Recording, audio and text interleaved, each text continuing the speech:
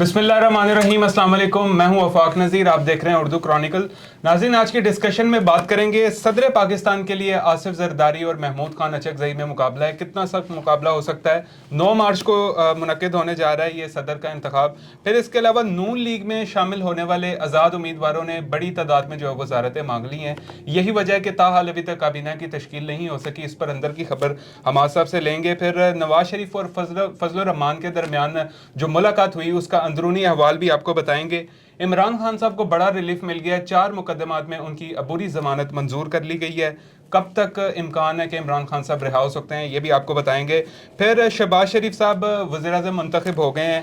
PDM 1 तो अवाम की तवक्कुआत पर पूरा नहीं उतर सकी, क्या PDM 2 उतर पाएगी? हमाद साहब हमारे साथ मौजूद हैं। हमाद साहब, पहले तो वेलकम आपको। जी जी, थैंक यू। अच्छा हमाद साहब, ये बताइएगा, आसिफ जरदारी और महमूद खान अचकज़ई के दरमियान मुकाबला है सदर पाकिस्तान के लिए, तो कितना सख्त मुकाबला होता नजर आ रहा है? ये मुकाबला बड़ा सख्त है जी, क्योंकि एक तो ये है कि तकरीबन 8 जो सेनेटर हैं वो अपनी सीटें छोड़ चुके हैं, और उन सेनेट के अरकान के जाने से सेनेट के अंदर जो है PDM 2 की जो बर्तरी थी वो ख़त्म हो गई। दूसरे नंबर के ऊपर बलूचिस्तान के अंदर भी खासा सख्त मुकाबला है, क्योंकि अगर वो वोट नहीं देते मौलाना फजल रहमान की जमात तो उसका नुकसान अल्टीमेटली PDM 2 को होगा, और ये जरदारी साहब शायद मुश्किल में फंस जाएं।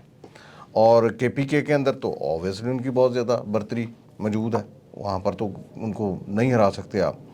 तो मसला ये है कि सेनेट और कौमी असम्बली के अंदर बहरहाल इस वक्त बड़ी वाज़ेह अक्सरियत में है। अच्छा, आसिफ जरदारी ने सहाफ़ी के सवाल में जवाब भी दिया है कि मौलाना को अब मना लेंगे।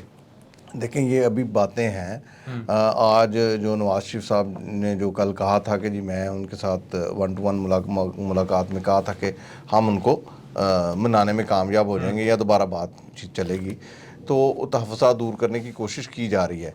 लेकिन ये जो इंतखाब है इसके अंदर आपको मैं बड़ी वाज़ेह कर दूं कि अब पाकिस्तान पीपल्स पार्टी की कोर्ट में है गेंद, और उनको MQM को भी मनाना पड़ेगा, उनके पाँव पड़ने पड़ेंगे। अच्छा, ये मैं वाज़ेह तौर पे बता रहा हूँ कि MQM के पाँव पड़ेंगे और मौलाना फजल रहमान को लेके आएंगे तो ये कामयाब होगी। देखें, 3 वोट MQM के हैं वहाँ पर सेनेट के अंदर, और 18 सीटें यहाँ पर मौजूद हैं। अगर वो 18 छोड़ देते हैं, 4 ये छोड़ देते हैं, जो मौलाना फजल रहमान के 6 सेनेटर वहाँ पे बैठे हुए हैं सेनेट के अंदर, तो इस वक्त ये है कि ये जो तादाद है ये मिल मिला के कुछ 40-50 बंदों की बन जाती है जो इनके ख़िलाफ़ हैं। इन अगर 50 बंदों को ना मना सके तो इलेक्शन मुंतखब मुश्किल हो जाएगी। वैसे मुझे नहीं लगता ये जो खिचड़ी पका रहे हैं ये ज़्यादा देर चलेगी। नहीं, ये तो आप कहते हैं चलना, ये थोड़ा चला रहे हैं। आपको लगता है सारे कि ये तो सिस्टम चल जाएगा? देखें, पूरा पाकिस्तान कह रहा है कि जी खिचड़ी नहीं चलेगी, ये नहीं होगा, वो नहीं होगा। और फिर वो क्या उसका नाम है, जब लास्ट टाइम ये शहबाज शरीफ आया था तो उस वक्त भी पूरा पाकिस्तान कह रहा था ये जी 2 महीने की गवर्नमेंट है, 3 महीने 60 दिनों में 10 मरतबा शेख रशीद साहब अपने बयान बदल चुके थे उसके ऊपर कि जी आज जा रहे हैं, कल जा रहे हैं, परसों जा नहीं गए। ये बेसिकली गवर्नमेंट ये नहीं चला रहे, आप मैं और आप ये नहीं समझते भाई जिसने जो चला रहे हैं पीछे बैठे उन्होंने कब तक इनको बर्दाश्त करना है। जब वो खत्म करेंगे तो ये ऑटोमेटिकली खत्म हो जाएगी, ये कोई चक्कर नहीं, ये बात नहीं है। अच्छा, इमरान खान साहब को बड़ा रिलीफ मिल गया है। 4 मुकदमात में उनकी अबूरी जमानत मंजूर हो गई है, तो कब तक इम्कान है कि इमरान खान साहब जो है वो बाहर आ जाएंगे? नहीं, देखें, ये जो अबूरी ज़मानत आपने पहले ही पढ़ दी है, अबूरी ज़मानत जो है वो अपना ये अबूरी ही ज़मानत है। ये नए मुकदमात में घराव जलाओ के मुकदमात में जो ज़मानतें हैं वो चल रही हैं, तो उसके से कोई फ़र्क नहीं पड़ता, कोई खास नहीं, इससे नहीं पड़ेगा। वैसे मेरा आपसे जनरल सवाल है कि कब तक इमरान खान साहब जो है वो बाहर आ सकते हैं? अब हाई कोर्ट से तो मुझे तवक्का नहीं है कि वो इमरान खान को रिलीफ दे उन मुकदमात में जहाँ पर उनको सज़ा हुई है इस्लामाबाद हाई कोर्ट से। लेकिन जितने वीक बेसिस के ऊपर ये केसेस के फैसले सुनाए गए हैं, तो ये मुकदमा ज़्यादा देर तक चलेंगे भी नहीं। देखें, ये आप कह रहे हैं, ये मैं नहीं इद्दत में निकाह केस हो गया। देखें, इद्दत में निकाह केस हो, देखें किसी को सजाए मौत देनी हो तो वो आपने भुट्टो की सजाए मौत याद रखें। किसी को सजाए मौत देनी हो तो कोई एक चीज़ भी बहुत है। लेकिन अगर आप ये कहें कि इद्दत केस, फलां केस, या ये केस, या वो तोशा खाना केस, या फिर ये वो साइफर केस, ये सारे केसेस के फैसले आप लोगों के सामने हैं। मगर मैं आपको वाज़े तौर पे कह देता हूँ کہ ہائی کورٹ سے آپ یہ توقع مت رکھیں کہ وہ ان کو ریلیف دیں گے. چلیں ہائی کورٹ سے نہ بھی ملا, سپریم کورٹ سے مل جائے گا, اچھا ملنا تو ہے ہی. اب سپریم کورٹ کے اندر کوئی ایک کیس کا فیصلہ اگر وہ کہتے ہیں درست ہوگا تو پھر عمران خان باہر نہیں آئے گا, پھر کیا کریں گے؟ بات یہ ہے کہ یہ ایکسپیکٹیشنز ہیں. اللہ بہتر کرے خان صاحب کے لیے, اللہ ان کو اپنا فضل کرے, ان کی پارٹی پر بھی اور ان پر بھی. لیکن یہ کہنا کہ جی وہ ایک دن میں آئیں گے, وہ ایک ماہ میں آئیں گے, 2 ماہ میں, یہاں پر تب کلچر جو ہے وہ آپ کو پتہ ہے ہمارا کلچر کیا ہے. اگر جج ریلیف دے دے تو اس کے خلاف, جج نہ ریلیف دے تو اس کے خلاف. بات یہ ہے کہ ہائی کورٹ سے مجھے توقع نہیں ہے, میں پھر واضح طور پہ کہہ رہا ہوں کہ ہائی کورٹ سے پی ٹی آئی کو خود بھی توقع نہیں ہے ان کے وکلاء کو کہ وہاں سے کوئی ریلیف ان کو ملنے جا رہا ہے.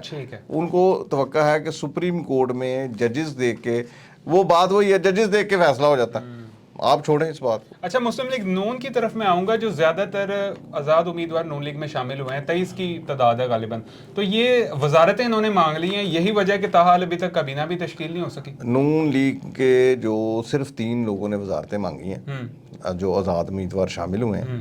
دوسری بات یہ ہے کہ اگر آزاد امیدوار اب سائڈ پر بھی ہو جاتے ہیں, جو کہ اب نہیں ہو سکتے کیونکہ انہوں نے لکھ کے دے دیا, تو بھی نون لیگ کے پاس اور پیپلز پارٹی کے پاس اتنی اکثریت موجود ہے کہ وہ حکومت چلا لیں گے. جن وعدوں کے اوپر شامل ہوئے ہیں وہ وعدے بھی تو آخر نون لیگ نے پورے کرنے ہیں. ان وعدوں کے اندر کہیں بھی یہ نہیں لکھا, پہلے ہی میں واضح کر دوں, ماں سوائے بلوچستان کے 1 یا 2 بندے ایسے ہیں جن کے ساتھ وعدہ ہوا ہے کہ وہ ان کو وزارت میں شامل کریں گے, ادروائز کسی کے ساتھ منسٹری کا وعدہ نہیں کیا گیا. میں نے میرے اپنے سورسز ہیں, میں نے اپنے سورسز سے کنفرم بھی کی یہ بات کہ مسلم لیگ نون میں شامل تمام افراد ماں سوائے بلوچستان کے 1 یا 2 افراد ہوں گے جن سے وعدہ کیا, کسی سے منسٹری کا وعدہ نہیں کیا گیا. ٹھیک ہو گیا. اچھا, میاں صاحب کی فضل الرحمان صاحب سے ملاقات ہوئی ہے, تو کیا اندرونی احوال ہے, ہماری آڈینس کو بتائیں.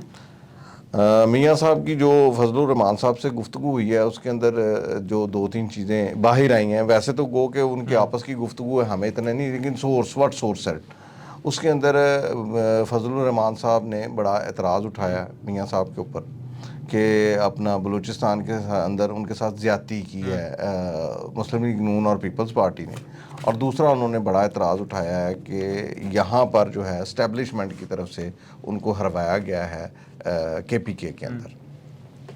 تو اس کا جواب میاں صاحب کا وہی پرانا جواب تھا کہ جناب ایک تو یہ ہے کہ اسٹیبلشمنٹ اپنی مرضی کے فیصلے کرتی ہے, ہم سے تو نہیں پوچھتی, اور جو ہم اگر جیتے ہیں تو وہ بڑی مشکل سے جیتے ہیں. تو ان کا جواب جو ہے واضح ہے کہ آپ کی اگر لڑائی اسٹیبلشمنٹ کے ساتھ ہے تو اس کو ایک سائڈ پر رکھیں, ہم کوشش کریں گے آپ کو میکسیمم ریلیف دلانے کی, اور جو باقی بات چیت ہے حکومت کے اندر شامل ہونے کے لیے وہ ان کو آفر کر رہے ہیں کہ ہم آپ کو بلوچستان کے اندر کوئی اچھا پیکیج دے دیتے ہیں سینئر منسٹر ٹائپ, اور دوسرے نمبر پہ یہ بھی انہوں نے وعدہ کیا ہے کہ ہم وفاقی حکومت میں بھی آپ کو بہت اچھا پیکیج دیں گے. تو اب دیکھیں اس کے ووٹ ڈال رہے ہیں کہ نہیں. دیکھیں ابھی تک تو وہ نہ ہی کر رہے ہیں, وہ کہتے ہیں ہم نہیں. نواز شریف صاحب نے ووٹ مانگا ان سے, نواز شریف صاحب نے 2 ووٹ مانگے, انہوں نے وزیر اعظم کا بھی ووٹ. رانا ثناء اللہ نے اس کی تردید کی ہے کہ نہیں مانگا. نہیں مانگے جی, رانا ثناء اللہ صاحب جتنی مرضی تردیدیں کرتے ہیں. رانا ثناء اللہ صاحب تو یہ بھی کہہ رہے ہیں کہ وہ احتجاج بھی نہیں کریں گے, لیکن مولانا غفور حیدری صاحب نے کہہ دیے کہ ہم کریں گے. تو اس میں کون سی بڑی بات ہے, تو یہ بات نہیں ہے. ابھی دیکھیں نا, یہ انہوں نے وزارت عظمیٰ کے لیے بھی ووٹ مانگا ہے اور شہباز شریف کی, اور انہوں نے ووٹ مانگا ہے صدر کے لیے بھی. انہوں نے آصف علی زرداری نے ان سے ریکویسٹ کی تھی کہ آپ ملیں. اچھا یہ بھی میں بتا دوں کہ آصف علی زرداری نے بھیجا ہے ان کو.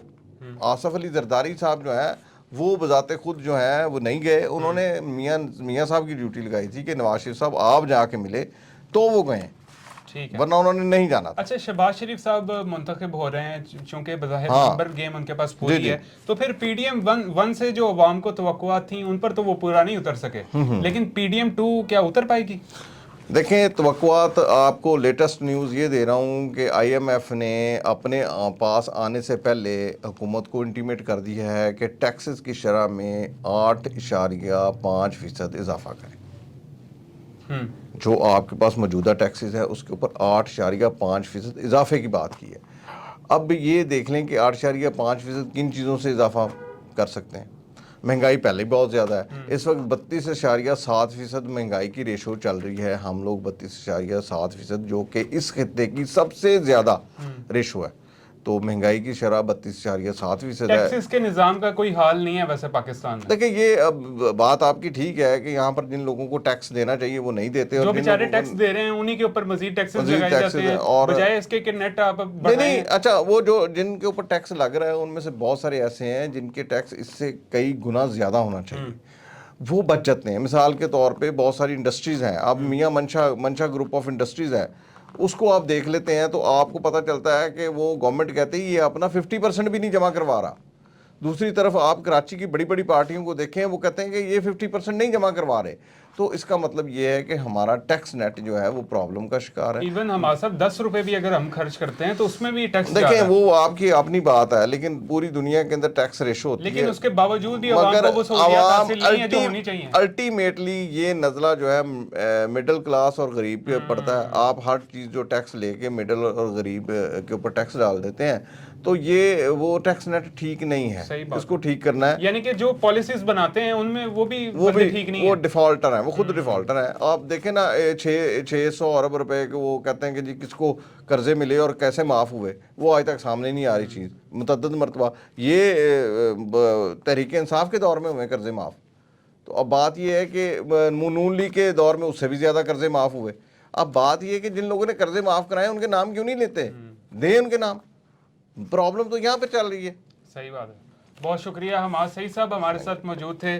ناظرین پی ڈی ایم کے اوپر میں یہی کہوں گا یہ جو کھچڑی پکنے جا رہی ہے یہ زیادہ دیر تک چل جائے تاکہ ملک جو ہے وہ کسی پار لگے، ملک میں سیاسی استحکام آئے. ویسے جیسے لانا یہ چاہ رہے ہیں ویسے آئے گا تو نہیں. اور دوسرا آئی ایم ایف کا میں یہی کہوں گا، یہ جو خبریں آپ کو سنا رہے ہیں کہ آتے ساتھ ہی سب کچھ ٹھیک کر دیں گے، تو ایسا کچھ نہیں ہونے والا، ٹائم لگے گا. اور پھر عوام کو جو ہے وہ ایک سخت جو سرکل ہے اس میں سے گزرتے ہوئے جو ہے وہ پھر ریلیف تھوڑے مل سکتے ہیں. لیکن اگر آپ کہیں کہ شروع میں ہی آپ کو مل جائیں گے تو ایسا کچھ نہیں ہونے جا رہا. تو اسی کے ساتھ یہ تھا ہمارا آج کا پروگرام. نیکسٹ میں پھر ملاقات ہوگی. اللہ حافظ.